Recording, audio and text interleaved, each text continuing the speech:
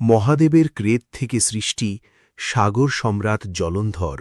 পৌরাণিক কাহিনী অনুসারে দেবরাজ ইন্দ্র একবার অহংকারে মহাদেবকে চিনতে না পেরে তার ওপর আঘাত করতে যান।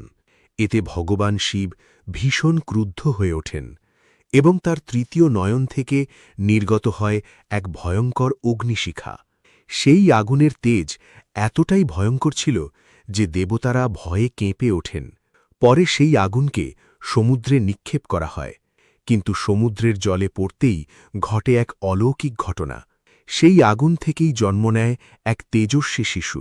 শিশুটির বিকট কান্নায় ত্রিলোক কেঁপে ওঠে এবং দেবতারা বুঝতে পারেন এ কোনো সাধারণ শিশু নয়। ঠিক তখনই ব্রহ্মা সেখানে উপস্থিত হন। তিনি শিশুটিকে কোলে নিতেই শিশুটি তার দাড়ি শক্ত করে ধরে টান দেয়। এতে ব্রহ্মার চোখ দিয়ে জল বেরিয়ে আসে। সেই কারণেই ব্রহ্মা শিশুটির নাম রাখেন জলন্ধর, অর্থাৎ জলের মধ্য থেকে জন্ম নেওয়া। সমুদ্ররাজ তাকে নিজের সন্তানের মতো লালন পালন করেন। বড় হওয়ার সঙ্গে সঙ্গে জলন্ধরের শক্তি অসীম হয়ে ওঠে।